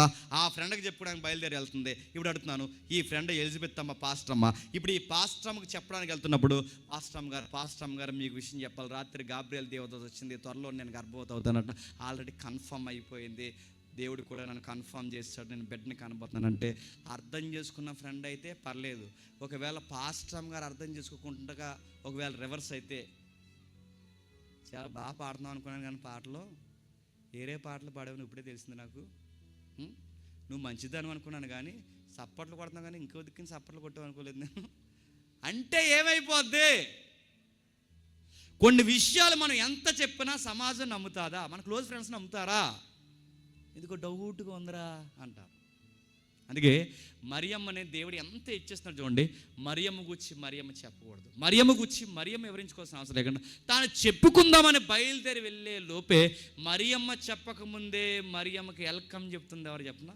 ఎలిజబెత్. ఇప్పుడు చెప్పండి, మరియమ్మ ఉత్తమమైన మహిళ, ఉత్తమమైన తల్లి. ఈ తల్లి ఉత్తమమైన, ఇదిగో స్త్రీ కన్య అని చెప్పిన సాక్ష్యం ఎలిజబెత్కి ఇచ్చింది ఎవరు చెప్పండి? పరిశుద్ధాత్మ దేవుడు. ఇప్పుడు గుర్తుపెట్టుకోండి, మీరు నీతికి పడి నిలబడితే, మీరు దేవుడి కొరకు నిలబడితే, మీ అమ్మా నాన్న మీ దేవుడి కొరకు, దేవుని రాజ్యం కొరకు సాక్షార్థంగా ఉండాలని నిలబడితే, మీ మీదకి ఎన్ని పుకార్లు శికార్లు చేసి ఎన్ని నిందలు పడినా, ఎంతమంది మిమ్మల్ని అనుమానించే పరిస్థితులు వచ్చినా, మీ గురించి మీరు వివరించుకోవాల్సిన అవసరం లేకుండానే మీ గురించి సాక్ష్యం ఎవరిస్తారు చెప్పనా? దేవుడిస్తాడు. మరియమ్మ గురించి మరియమ్మ సాక్ష్యం ఇవ్వకుండానే మరియమ్మ గొప్పదని ఎవరిస్తున్నారు చెప్పండి? సాక్ష్యం దేవుడే సాక్ష్యం ఇస్తున్నాడు. ఎలిజబెత్ అమ్మ వచ్చిన వెంటనే ఎలిజబెత్ అమ్మ మరియమ్మని చూసి ఏమంటుంది చూడండి, 39 వచ్చిన ఆ దినముల యందు మరియ లేచి యోధా ప్రదేశంలోని కొండసీమలో ఉన్న ఒక ఊరికి త్వరగా వెళ్ళి జకరియా ఇంటిలోనికి ప్రవేశించి ఎలిజబెత్ వందనవచనం చేసెను. ఎలిజబెత్ మరి యొక్క వందనవచనం వినగానే ఆమె గర్భంలోని శిశువులు గంతెలు వేసెను.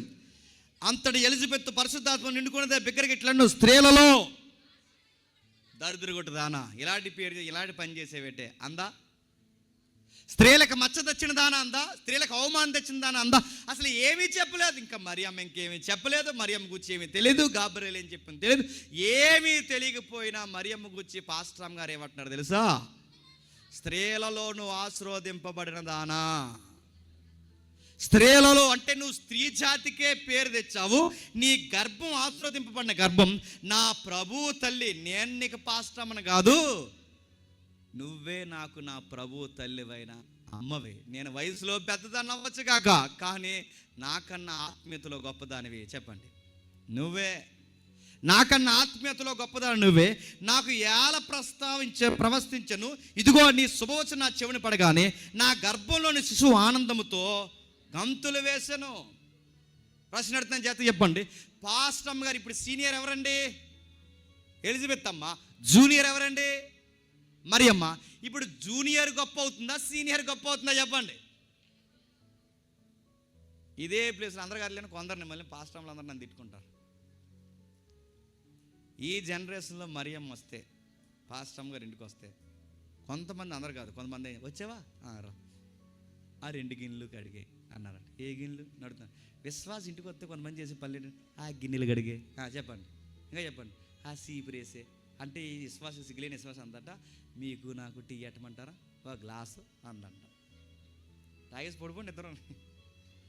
సహాయం చేయండి. వయసులో పెద్దగా ఉన్న సేవకులకి సహాయం చేయండి. వయసులో పెద్దవారైన పాస్టర్లకు సహాయం చేయండి. కానీ మీరు ఎంత హెల్ప్ చేసినా, ఇంటి పనులు చేసినా కాస్త వాక్యం మాట్లాడుకోవాలి. కాస్త వాక్యం కోసం డిస్కషన్ ఉండాలి. మరియమ్మ వెళితే, ఎలిజబెత్ అమ్మ రా, ఆ 2 గిన్నెలు అడిగే రా, ఈ సీపు పెట్టుకుని తిరిగి అనలేదు. మరియమ్మ ఏమని తెలుసా?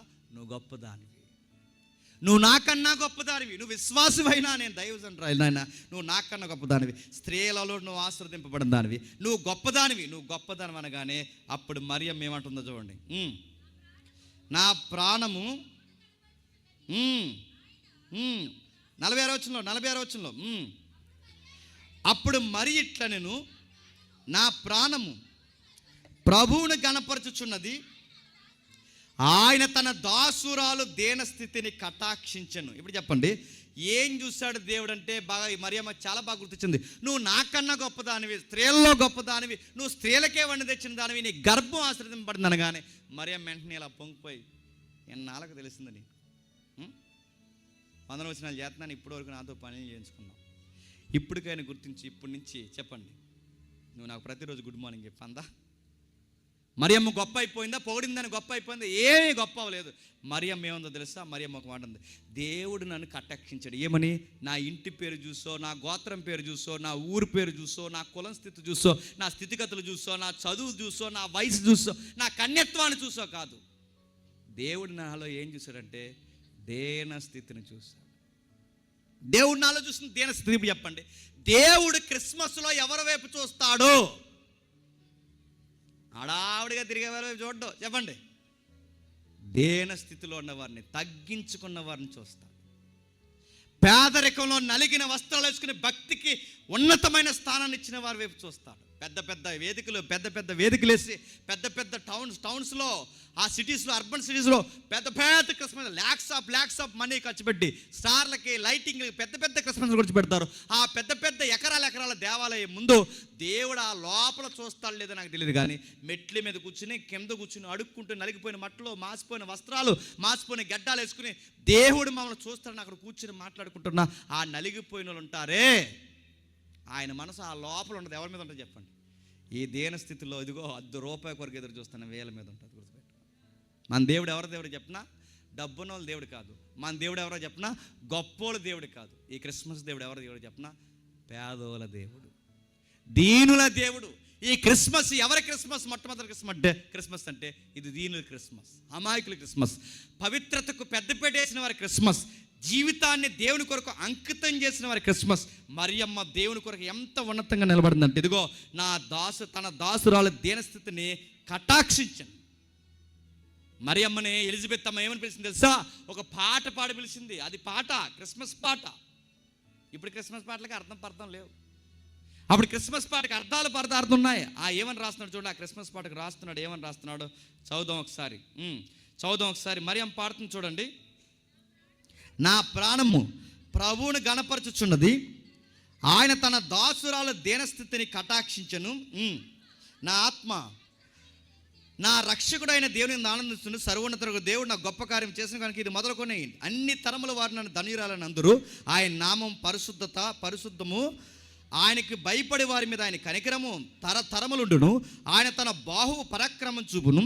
వారి హృదయాల ఆలోచనలన్నీ గర్విష్ఠులను అందరినీ చెదరగొట్టును. సింహాసనం మీద నుండి బలవంతులను పడదోసి దీనిని ఎక్కించును.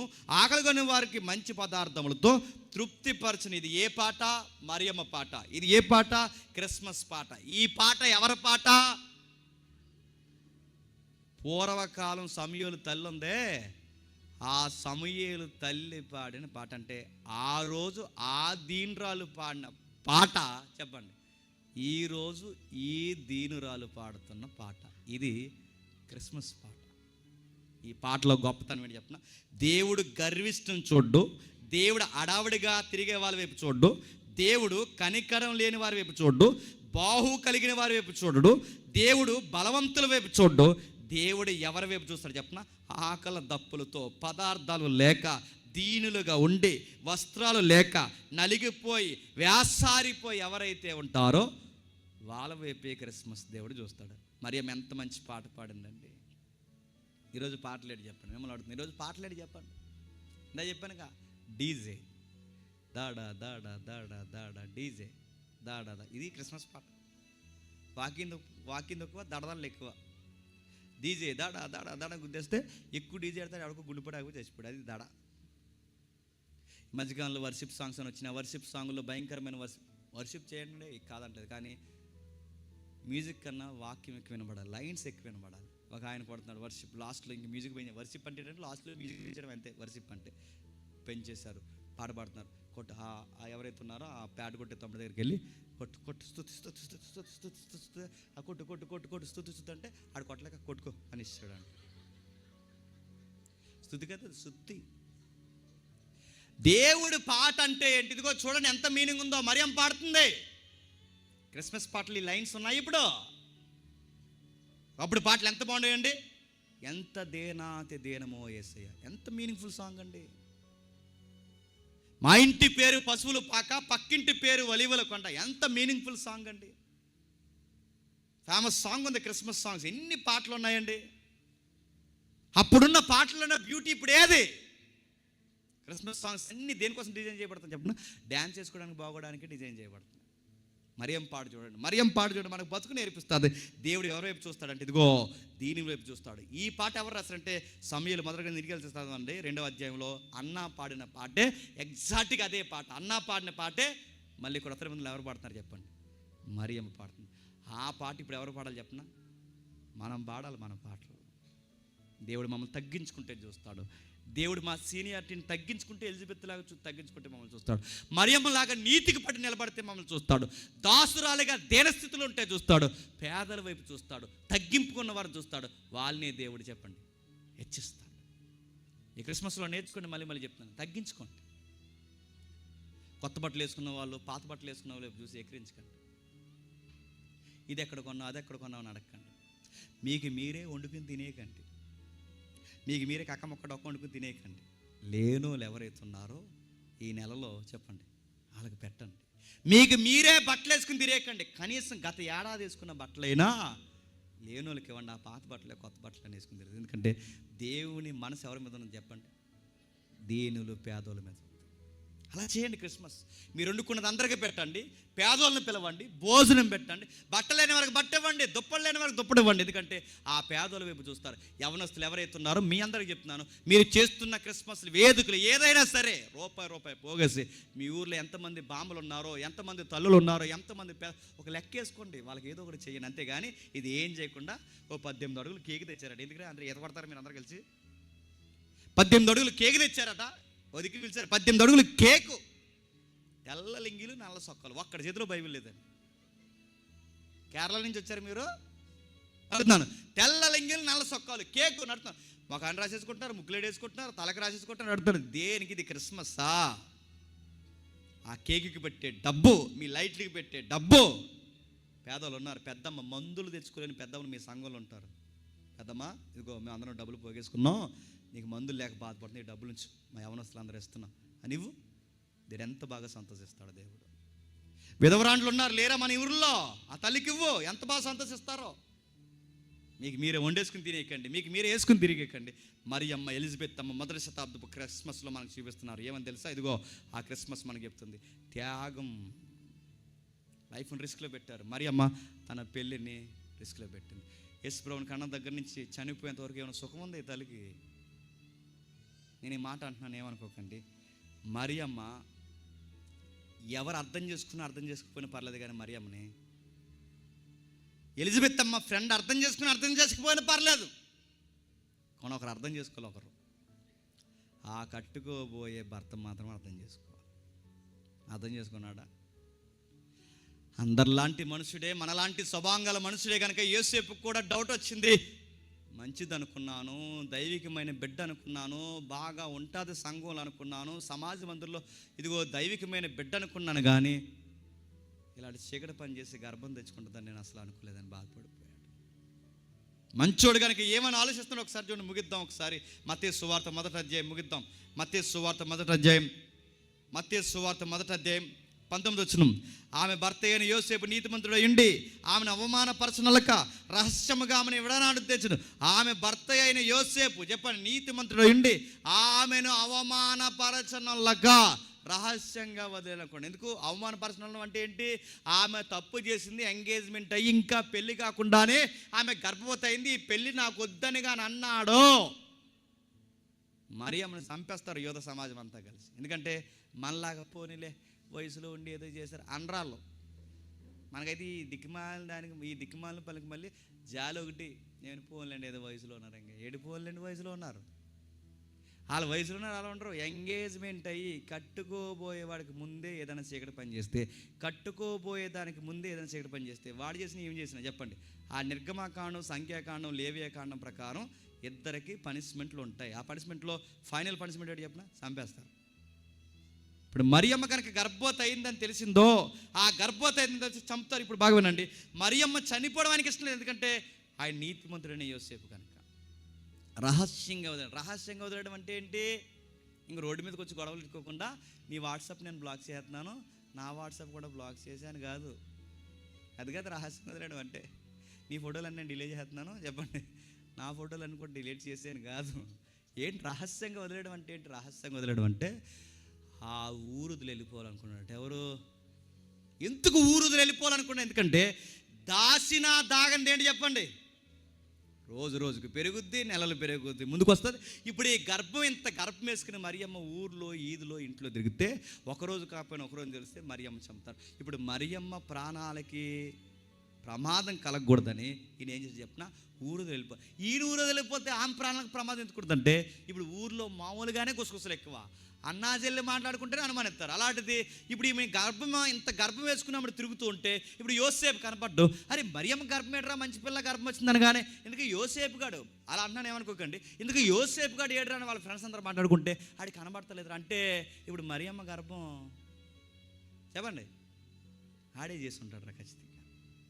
పెళ్ళి అయ్యే వరకు ఆగకుండా వాడే చేసి ఉంటాడు రా, ఇంకా నెక్స్ట్ ఇయర్ రాకుండా వాడే చేస్తున్నాడు. అందుకే ఊరుదులు వెళ్ళిపోడని ఎవరిని అంటారు చెప్పండి. అందుకే యోసేపు ఏం చేశాడు చెప్పిన? తనదే కాని నిందను తన మీద వేసుకొని, తను ఎంతో కొంత ప్రేమించడం కనుక తను చనిపోవడం ఇష్టం లేక ఆ నింద ఏదో తానే మీద వేసుకుని చెప్పండి ఊరుదులు వెళ్ళిపోవడం. ఎంత మంచి కుర్రోడండి యోసేపుని బేసేసి చాలామంది తమ్ముళ్ళు చెప్తున్నాను, స్త్రీలను గౌరవిస్తాడట క్రిస్మస్లో ఉన్న యోసేపు. తమ్ముళ్ళందరూ అడుగుతున్నాను, చాలామంది క్రిస్మస్కి వచ్చి క్రిస్మస్ వేదికల దగ్గర కూడా ఇక్కడికి వచ్చిన ఆడపిల్లల మీద డైలాగులు వేసే సన్నాసుగాలు లేరా? ఉన్నారా లేదా? డైలాగులు వేసే వాళ్ళు ఉన్నారు, డ్రెస్ని కామెంట్ చేసే వాళ్ళు ఉన్నారు, రకరకాల మాటలు అడుగుతున్నాను. క్రిస్మస్ వేదికలు ఇలా తిరగొచ్చా? యోసేపు నీకు నాకు చెప్తాడు చూడు, గర్భవతి తన మోసం చేసిందని తెలిసినా కూడా తన గౌరవాన్ని కాపాడతాడంటే అది కదా ఆ క్రిస్మస్ విలువలు అంటే. ఆడపిల్లని గౌరవించడం కదా ఆ క్రిస్మస్ విలువలు అంటే. నీ ఇంట్లో నీ చెల్లిని, నీ అక్కని, నీ వదిన్ని ఎంత గౌరవంగా చూస్తావో, నీ సంఘంలో ఉన్నవారిని, నీ సమాజంలో ఉన్నవారిని కూడా అంతే గౌరవంగా చూడటమే కదా క్రిస్మస్ విలువలు. క్రిస్మస్ అంటే డైలాగులు వేసుకుంటూ తిరగడం కాదు కదా క్రిస్మస్ అంటే. ఇక్కడికి వచ్చి సాటింగ్లు చేసుకోవడం కాదు కదా క్రిస్మస్ అంటే. క్రిస్మస్ అంటే చెప్పిన యోసేపు గౌరవిస్తాడట. యోసేపు గురించి మంచి ఇంట్రడక్షన్ ఇస్తున్నాడు చూడండి మా అత్తయ్య. యోసేపు, ఆమె భర్త అయిన యోసేపు నీతిమంతుడై ఉండి నడుతున్నాను. ఆ ఊర్లోకి వెళ్ళి యోసేపు ఎక్కడ్రా అని ఎవరన్నా అడిగితే ఆ ఊర్లో అంటారట యోసేపు అంటే ఎవరు అంటారట. అందుకే అలా అడగకూడదట. ఎవరైనా ఆ ఊరు వెళితే యోసేపుని ఏమడగాలంటే నీతిమంతుడైన యోసేపు ఎక్కడంటే అక్కడ ఉంటాడని చెప్తారట. ఎవరైనా అక్కడికి వచ్చి యోసేపు అంటే చాలా పేర్లు ఉన్నాయి, యోసేపు అనే పేర్లు. యోసేపు అంటే ఎవరికి తెలియదు, కానీ నీతిమంతుడైన యోసేపు ఎక్కడంటే చెప్పండి అక్కడ ఉన్నాడని చెప్తారట. యోసేపుని బేస్ చేసి మీ అందరిని అడుగుతాను ముగించే ముందు, మీ ఊర్లో నిన్నేమంటే గుర్తుపడతారో చెప్పనా? కొన్ని నిక్ నేమ్లు: కాగ్గాడు, అడివెదవా, గెడ్డమెదవా, మేగ్గాడు, బౌరిపిల్లి ఎదవా, ఇంకా చెప్పండి, నాకు గుర్తురాట్లేదు. పెట్టగోడ మీద కూర్చునే ఎదవా చెప్పండి, బండి వంకరగా దోలేవాడు, సీటు పక్కెడతాడు. మీ నిక్ నేమ్స్ ఏంటి? మిమ్మల్ని ఏమంటే మీ ఊర్లో గుర్తుపడతారు? మీ అడ్రస్ ఏంటి? మీ సంఘంలో మిమ్మల్ని ఏమంటే గుర్తుపడతారు? తమ్ముళ్ళందరిని అడుగుతున్నాను నేను, మిమ్మల్ని ఏమంటే గుర్తుపడతాడు? వాక్యం టకటకా చదువుతాడండి, ఆ తమ్ముడా అక్కడ ఉంటాడని చెప్పాలి. పాటలు భలే పాడతాడండి, ఆ తమ్ముడా అక్కడ ఉంటాడు. దైవజనులకు చాలా సహాయం చేస్తాడు, ఆ తమ్ముడు అక్కడ ఉంటాడు. ఇది చెప్పాలి మీ గురించి. తల్లిదండ్రులకు బాగా లోబడతాడు, చక్కగా చదువుకుంటాడు, చదువే, భక్తే, కుటుంబంలో ఉన్నవాడు మా ఊరికే గౌరవం తెచ్చేంత బాగా ఉత్తముడుగా ఉంటాడు, వాడేనండి అక్కడ ఉంటాడండి అని చెప్పాలి. నీ గురించి ఏమని చెప్తున్నారు? ఏమంటే నేను గుర్తుపడతాడు? అదండి మన వాళ్ళ అమ్మని కొట్టాడుగా, అది అక్కడ ఉంటాడు. ఏదో స్కూల్ ఎగ్గొడేసి ఈ మధ్య 10th పోయింది కదండి, కరోనాలో కూడా పాస్ అవ్వలేదండి. ఆడు అక్కడ ఉన్నాడు. నడుదా, నిన్నేమంటే గుర్తుపడతారు? నీ స్టైల్ ఏంటి? నీ వ్యవహారం ఏంటి? యోసేపుని అన్నారట, యోసేపుని గుర్తుపడుతున్నారట. నీతిమంతుడు అంటే గుర్తుపడతాడు. మరి అమ్మని బాగా వినండి, దేవుడు గుర్తుపెట్టాడు, సమాజం యోసేపుని గుర్తుపట్టింది. ఇప్పుడు చెప్పండి, ఇద్దరు యవనస్తులు, మీ యవనస్తులు క్రిస్మస్ మీ అందరూ చెప్తున్నాను. ఆ రోజు ఇద్దరు యవనస్తులు, ఆ మరియమ్మ అక్కడ నిలబడి, యోసేపు అక్కడ నిలబడి, ఇద్దరు యవనస్తులు త్యాగం చేస్తే ఈ ప్రపంచానికి లోక కళ్యాణం జరిగింది. నీతికి నిలబడే ఆ అమ్మాయి నిలబడింది, నీతికి నిలబడి చెప్పండి ఈ అబ్బాయి నిలబడ్డారు. వీళ్ళిద్దరు నీతికి నిలబడితే ప్రపంచానికి శుభం జరిగింది. ఇప్పుడు మిమ్మల్ని అడుగుతున్నాను, ఈ క్రిస్మస్లో ఉన్న యవనస్తులు అందరూ అడుగుతున్నాను, మీరు కూడా దేవుడి నీతికి పడి నిలబడితే మీ ఊరికి మంచి జరుగుతుంది, మీ వీధికి మంచి జరుగుతుంది, మీ కుటుంబానికి మంచి జరుగుతుంది, మీ సంఘానికి మిమ్మల్ని బట్టి మంచి జరుగుతుంది, ఆశీర్వాదం జరుగుతుంది. అలా చేయండి. క్రిస్మస్ మీ చదువులు దేవుని కోసం చదవండి, మీ ఉద్యోగాలు దేవుని కోసం కొట్టండి, మీ యవ్వన జీవితాన్ని దేవుని కోసం, మీ నాలెడ్జ్, మీ ఎనర్జీ, మీ థాట్స్, మీ ఐడియాస్ ఏమన్నా దేవుని రాజ్యం కోసం పెట్టుబడి పెట్టండి, త్యాగం చేయండి. క్రిస్మస్ మీ జీవితాల్లో జరుగుతుంది. మొదటి శతాబ్దంలో ఏముందంటే యవనస్తుల త్యాగం ఉంది. మొదటి శతాబ్దంలో ఏముందంటే వాళ్ళ మ్యారిటల్ లైఫ్ గండు కొట్టింది. యోసేపుకి మరియమ్మకి తర్వాత పెళ్లి జరగలేదు. తర్వాత పెళ్లి జరిగితే ఆ పెళ్లి మన ఇండియన్ సాంప్రదాయంలో వాళ్ళకి పెళ్లి జరిగితే యోసేపుని అక్కడ కూర్చోబెట్టి మరియమ్మని అక్కడ కూర్చోబెడితే వాళ్ళ ఇద్దరి మధ్యలో ఎవరు కూర్చుంటారు చెప్పండి? యేసుప్రభువు ఎవరు కూర్చుంటారు? కూర్చారా? ఏమని అడిగితే చెప్తారు? ఏమని చెప్తారు చెప్పండి? వాళ్ళు బాగా వినండి. యోసేపు ఎంత గొప్పడు చెప్పిన, తనది కాని గర్భాన్ని మీదేసుకుని, తన కొడుకు కాని కొడుకుని కొడుకు అని చెప్పుకొని, తనకిష్టం లేని సమస్యలను మీదేసుకుని, తన స్నేహితుల మధ్య తక్కువైపోయి దేవుని రాజ్యం కొరకు ఏం చేశాడు చెప్పండి? తన యవ్వన జీవితాన్ని త్యాగం చేశాడు. మరియమ్మ తన యవ్వన జీవితాన్ని త్యాగం చేసింది. ఈరోజు మిమ్మల్ని అడుగుతున్నాను, మీ యవ్వన జీవితాన్ని దేనికి పెట్టుబడి పెడుతున్నారు? ఈ క్రిస్మస్లో అడుగుతున్న ప్రశ్న అదే, దేనికి పెట్టుబడి పెడుతున్నారు? మొబైల్స్కా? మీ సమయాన్ని మొబైల్స్కి పెట్టుబడి పెడుతున్నారా? ఎంత మొబైల్ పిచ్చి ఎక్కేసింది చెప్పినా, చివరికి భోజనం చేసే దగ్గర ఫోనే, స్నానం చేసే దగ్గర ఫోనే, బాత్రూంలో కూడా ఫోన్ అడ్డిపోతున్నాడు. బాత్రూంలోకి ఎందుకంటే ఇప్పుడు లోపల ఫోన్ లేకపోతే ఇక్కడికి చాలా కార్యక్రమాలు జరగవు. లోపల కూడా ఫోన్, ఇడికి లోపలికి ఎందుకు ఫోన్ అంటే అది తెలుసు. ఒకప్పుడు పెద్దోళ్ళు ఉండేవారు, ముగిస్తున్నాను, పెద్దోళ్ళు ఉండేవారు. ఆ పెద్దోళ్ళు వాళ్ళకి ఉదయాన్నే టీ తాగితే అవుతుంది, ఏటని అడగండి. వాళ్ళకి టీయో స్మోక్ చేస్తేనే అవుతుంది. ఇప్పుడున్న జనరేషన్కి చెప్పండి, ఆ టబ్ మీద కూర్చున్నాడు, ఫేస్బుక్ ఓపెన్ చేస్తే ఇంకేం ఓపెన్ అవ్వ వాడికి, అది ఓపెన్ చేయాలి ఇప్పుడు అర్జెంటుగా. బాత్రూంలోకి ఫోన్ ఎందుకండి? నడుతాను. నీ టైం దేనికి ఇస్తున్నావు? నీ ఎనర్జీ దేనికి ఇస్తున్నావు? నీ థాట్స్ దేనికి ఇస్తున్నావు? నీ క్రీస్తు కొరకు ఇవ్వగలవా? అడావుడిగా తిరుగుతాం ఈ క్రిస్మస్లో, ఈదులన్నీ తిరుగుతాం. ఆ పడుకున్న వాళ్ళు లేపెత్తాం, పడుకున్న వాళ్ళు తలుపు కొట్టి లేకండి క్రీస్తు నేడు పుట్టినాను నడుతాను, నేడు పుట్టాడు లేరా, పుట్టాడు ఇయాల అంట నడుతాను. నేడు పుడతాడు ఆయన, మళ్ళీ పుడతాడా అని అడుగుతాను. ఆయన నాడు పుట్టాడు, నేడు పుట్టాడు. ఇక ఆయన భౌతికంగా పుట్టాడు. ఎలా పుట్టాలి చెప్పనా? నీ జీవితంలో పుట్టాలి, వాడి జీవితంలో పుట్టాలి, వాడి జీవితంలో పుట్టాలి. నా జీవితంలో పుట్టిన ప్రభు నీలో కూడా పుడతాడు, రా బయటకు అని చెప్పాలి. అలా చెప్పు మీనింగ్ఫుల్గా. ఇక రాబోతున్నాడు ప్రభు, ఇక త్వరలోనే రాబోతున్నాడు అని చెప్పు. ఇదిగో ఈ మొదటి శతాబ్దపు క్రిస్మస్ని మనం జ్ఞాపకం చేసుకుంటామంటే రెండో రాకడ కూడా జరగబోతుందని చెప్పు. సిద్ధపడండి అని చెప్పు. ఇవి చెబుతున్నావా? Happy Christmas, merry. ఓకే, ఎవరికి హ్యాపీ, ఎవరికి మేరీ క్రిస్మస్ అని అడుగుతున్నాను. మీకే హ్యాపీ క్రిస్మస్ కాదు, ఎవరికి హ్యాపీ ఉండాలి చెప్పండి? మిమ్మల్ని బట్టి దేవుడికి హ్యాపీ ఉండాలి. అందుకే ఆ రోజు మరియమ్మ త్యాగం చేసింది, యోసేపు త్యాగం చేస్తాడు, వాళ్ళ జీవితాలు త్యాగం చేస్తారు. ప్రభు అయిన యేసుక్రీస్తు వారి ఇళ్లలోనికి రప్పించాడు. ఇప్పుడు మీరు కూడా త్యాగాలు చేయండి. మీ వీధుల్లోకి క్రీస్తు రావాలి, మీ ఊర్లోకి క్రీస్తు రావాలి, మీ కుటుంబాల్లో క్రీస్తు రావాలి. ఇంకా చెప్తున్నాను, మీ ఫ్రెండ్స్ సర్కిల్లో కూడా క్రీస్తు రావాలి. మీరే ఆత్మీయంగా వాళ్ళ మధ్య ఆయన పుట్టేలాగా చెప్పండి, త్యాగం చేయాలి. ఆ సినిమాలకు వెళ్ళండి, మీరు కూడా సినిమాలకు వెళ్ళిపోండి. మేము రామరా అని చెప్పండి, నిజాయితీగా ఉండండి, మేము యేసయ్య బిడ్డలమని చెప్పండి. క్రీస్తు మిమ్మల్ని బట్టి మహిమను పొందుతాడు. సర్వోన్నతమైన స్థలంలో ఆయనకి మహిమ వస్తుంది. మిమ్మల్ని బట్టి భూమి మీద సమాధానం కలుగుతుంది. అట్టి క్రిస్మస్ మీకు అందరికి దేవుడు జరిగించునుగాక. Amen, amen, amen. ప్రార్థన చేసుకుంటాం. బాగుంటారు సపోర్ట్లో. బాప్టిజం లేని వాళ్ళందరూ బాప్టిజం తీసుకోండి. నెక్స్ట్ సండేకి ప్రార్థన చేసుకుంటాం. ప్రేమగల తండ్రి, కృపగల దేవా, చిన్న వయసులో ఉన్న ఈ తమ్ముళ్ళని, చెల్లెల్ని, సంఘంలో కుటుంబాలకు ఉన్న ఈ తమ్ముళ్ళు, చెల్లెళ్ళు అందరిని బట్టి ప్రార్థిస్తున్నాం. ఇప్పటివరకు ఏదో తెలుసో తెలియకో లోకపు సంస్కృతులు వాళ్ళు కొట్టుకుపోయి ఉంటే మరియమ్మ జీవితాన్ని, యోసేపు జీవితాన్ని చూసిన వీళ్ళ తండ్రి, వీళ్ళ జీవితాలు కూడా ప్రభావితంగా సమాజానికి ఉండాలని తండ్రి నియమించండి, ఆశీర్వదించండి. నీతికి నిలబడే ధన్యత వారికి ఇవ్వండి. వాళ్ళ చదువులను ఆశీర్వదించండి. వాళ్ళ ప్రయాణాల్లో, వాళ్ళ భవిష్యత్తు, వాళ్ళ ఉద్యోగ ప్రయత్నాలన్నింటినీ ఆశీర్వదించండి. లోకము సాతాను వారి మీద పడకుండా వారిని కాచి కాపాడండి. మంచి జీవితాలు, మంచి జీవిత భాగస్వామిని తండ్రి వాళ్ళ జీవితాలకు అనుగ్రహించండి. ఏదైనా ఎప్పటికే ఏ చీకట్లన్నా ఉంటే వారికి విడుదల దయచేయండి తండ్రి. మా కష్టము, మా కన్నీరు, వాటన్నిటిని మీ చేతులకు అప్పగిస్తున్నాం. ఈ సభ కొరకు కష్టపడిన తల్లుల్ని, నడిపిస్తున్న చెల్లిని, తనకు సహకారుగా ఉన్న ప్రతి ఒక్కరిని, దైవజనుల్ని, పెద్దల్ని అందరినీ తండ్రి మీరు ఆశీర్వదించండి. అర్థవంతమైన బిడ్డలుగా ఇంకా వీరిని నడిపించండి. ఎవరైనా ఈ వర్తమానాన్ని బట్టి, మమ్మల్ని బట్టి తండ్రి హేళన చేస్తే, మా మీ చెడ్డ మాటలు పలికితే తండ్రి వారిని క్షమించండి. వారిని, మమ్మల్ని మీ చేతులకు అప్పగిస్తున్నాం. మీ చిత్తమైతే మరొకసారి మేము కలుసుకునే ధన్యత మాకు అనుగ్రహిస్తారని కోరుతూ, సమస్త మహిమ ఘనత మీకు ఆరోపిస్తూ, మా శత్రువులను, మీ మిత్రులను మీ చేతులకు అప్పగిస్తూ క్రీస్తు నామమున ప్రార్థన సమర్పిస్తున్నాం తండ్రి. ఆమేన్, ఆమేన్.